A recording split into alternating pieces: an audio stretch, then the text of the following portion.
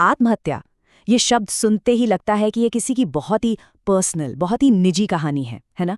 लेकिन क्या हो अगर हम इसे सिर्फ एक व्यक्तिगत त्रासदी की तरह नहीं बल्कि एक सामाजिक घटना के रूप में देखें? आज हम एमिल दुर्खाइम के 1897 के उस क्रांतिकारी अध्ययन आत्महत्या को समझने वाले हैं, जिसने इस विषय को देखने का हमारा नजरिया ही हमेशा के लिए बदल दिया। तो चलिए इसमें जरा गहराई से उतरते हैं। तो दुर्खाइम की ये जांच शुरू हुई एक बहुत ही हैरान करने वाले पैटर्न से। उन्होंने देखा कि किसी भी समाज में आत्महत्या की जो दर है वो साल दर साल आश्चर्यजनक रूप से स्थिर रहती थी। ये कोई इत्तेफाक नहीं था। सवाल ये था कि हजारों अलग अलग व्यक्तिगत त्रासदियों का जोड़ इतना प्रेडिक्टेबल, इतना पूर्वानुमानित कैसे हो सकता है। और यही वो सवाल था जो उनकी पूरी जांच की नींव बना। दुर्खाइम का तर्क बहुत सीधा था। अगर ये सिर्फ व्यक्तिगत दुख की बात होती तो ये आंकड़े हर साल बेतरतीब होते, ऊपर नीचे होते। लेकिन ये स्थिरता, ये कंसिस्टेंसी, ये साबित कर रही थी कि यहाँ कोई बड़ी अदृश्य सामाजिक शक्ति काम कर रही है।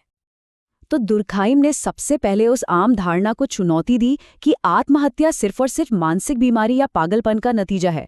उस जमाने के लिए ये एक बहुत ही रैडिकल विचार था और उन्होंने इसे साबित करने के लिए आंकड़ों का सहारा लिया। यहाँ दुर्खाइम के डेटा ने एक बहुत बड़ा विरोधाभास दिखाया। उनके समय में महिलाओं में पागलपन की दरें ज्यादा थीं, फिर भी पुरुषों में आत्महत्या की दर 4 गुना अधिक थी। अगर पागलपन ही मुख्य कारण होता तो ये आंकड़े तो उल्टे होने चाहिए थे, है ना? और जब धर्म के आंकड़ों को देखा गया तो ये पहेली और भी उलझ गई। यहूदी समुदाय में पागलपन की दर सबसे ज्यादा थी, लेकिन आत्महत्या की दर काफी कम थी। वहीं दूसरी तरफ प्रोटेस्टेंटों में पागलपन की दर सबसे कम थी, लेकिन आत्महत्या की दर सबसे ज्यादा। तो ये साफ था कि मानसिक स्वास्थ्य और आत्महत्या के बीच कोई सीधा सरल रिश्ता नहीं था। तो अगर इसका कारण मनोविज्ञान नहीं है तो फिर क्या है? यहीं पर दुर्खाइम ने सामाजिक तथ्यों की अपनी मशहूर अवधारणा पेश की। ये क्या है? ये समाज की अदृश्य धाराएं हैं, हमारी मान्यताएं, हमारे नियम, हमारे तौर तरीके, जो व्यक्ति के बाहर मौजूद हैं और हमारे व्यवहार पर एक जबरदस्त दबाव डालते हैं। आत्महत्या उनके अनुसार एक व्यक्तिगत नहीं बल्कि एक सामाजिक तथ्य था। दुर्खाइम का जवाब किसी एक कारण में नहीं था, बल्कि उन्होंने बताया कि अलग-अलग सामाजिक ताकतें अलग-अलग तरह की आत्महत्याओं को जन्म देती हैं, और उन्होंने इन्हें 3 मुख्य प्रकारों में बांटा। पहला प्रकार है अहमवादी आत्महत्या। ये तब होती है जब व्यक्ति समाज से बहुत ज्यादा कटा हुआ, अलग-थलग महसूस करता है। जब हमारे सामाजिक बंधन, जो हमें एक मकसद और अपनेपन का एहसास देते हैं, कमजोर पड़ जाते हैं, तो इंसान बिल्कुल अकेला रह जाता है। प्रोटेस्टेंट और कैथोलिक धर्मों के बीच का अंतर इसका एक बहुत बड़ा सबूत था। दुर्खाइम ने तर्क दिया कि प्रोटेस्टेंट धर्म व्यक्तिवाद पर ज्यादा जोर देता है, जिससे सामाजिक बंधन कमजोर पड़ते हैं।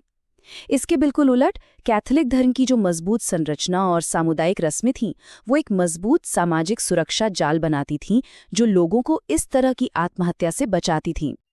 तो यहाँ एक दोधारी तलवार सामने आती है। ज्यादा व्यक्तिवाद हमें आजादी तो देता है, लेकिन साथ ही ये अलगाव और अहमवादी आत्महत्या का खतरा भी बढ़ा देता है।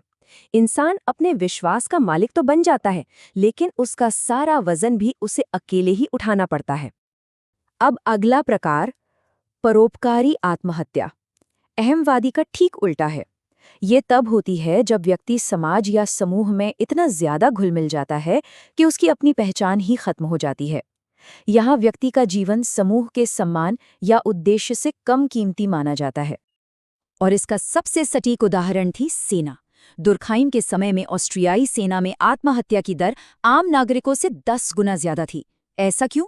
क्योंकि सेना में कर्तव्य, सम्मान और समूह की भावना व्यक्तिगत जीवन से कहीं ऊपर हो जाती है। ये बात परोपकारी आत्महत्या के पीछे की मानसिकता को बिल्कुल साफ कर लेती है। एक सैनिक को ये सिखाया जाता है कि वो एक व्यक्ति नहीं बल्कि एक यूनिट का हिस्सा है। उसे खुद को कम महत्व देना सिखाया जाता है ताकि वो समूह के लिए बलिदान दे सके। ये सिर्फ अनुशासन नहीं, ये एक गहरी सामाजिक कंडीशनिंग है। और तीसरा प्रकार, अप्रतिमानित आत्महत्या, आधुनिक समाज की खासियत है। ये तब होती है जब समाज के नियम और मानदंड टूट जाते हैं, खास तौर पर अचानक सामाजिक या आर्थिक बदलाव के समय। अप्रतिमानित का मतलब ही है नियमहीनता की स्थिति। और यहाँ दुर्खाइम की सबसे चौंकाने वाली खोजों में से एक सामने आती है। लोगों को लगता है कि गरीबी आत्महत्या का कारण है, पर दुर्खाइम ने कहा नहीं, असली वजह है अस्थिरता, मतलब डिस्टर्बेंस। कोई भी अचानक आया बदलाव, चाहे वो अच्छा हो या बुरा, जो समाज के ताने बाने को हिला दे, वो लोगों को दिशाहीन छोड़ सकता है। सोचिए, समृद्धि का अचानक आना भी उतना ही विनाशकारी हो सकता है जितना कि आर्थिक पतन। ये बात अप्रतिमानित की स्थिति को बहुत खूबसूरती से बयां करती है।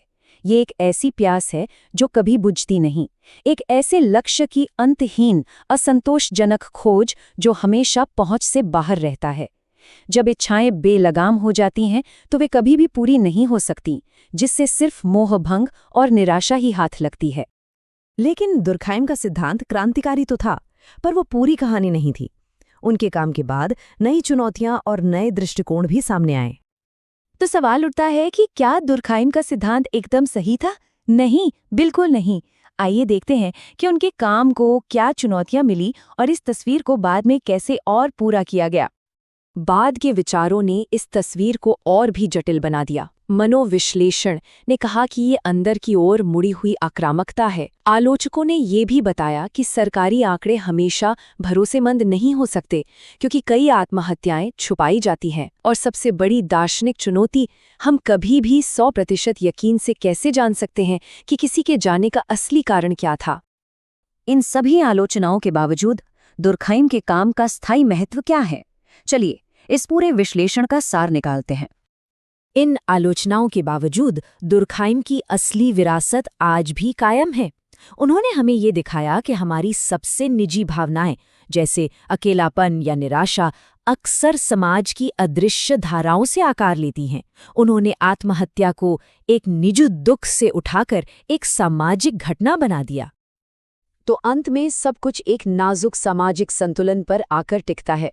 समाज से बहुत कम जुड़ाव व्यक्ति को अकेला छोड़ देता है, बहुत ज्यादा जुड़ाव उसकी पहचान को खत्म कर देता है, और नियमों की कमी उसे दिशाहीन बना देती है। ये सब कुछ समाज के साथ हमारे रिश्ते के बारे में है। और ये हमें आज के एक बहुत बड़े सवाल पर लाकर छोड़ देता है। दुर्खाइम ने ये सब 100 साल से भी पहले लिखा था। जरा सोचिए, आज की हमारी दुनिया, इंटरनेट की दुनिया, सोशल मीडिया की दुनिया, क्या हमारे सामाजिक बंधन इससे मजबूत हो रहे हैं या फिर हम सब अपनी अपनी स्क्रीन्स में और भी अकेले होते जा रहे हैं? ये एक ऐसा सवाल है जो आज शायद पहले से भी ज्यादा मायने रखता है।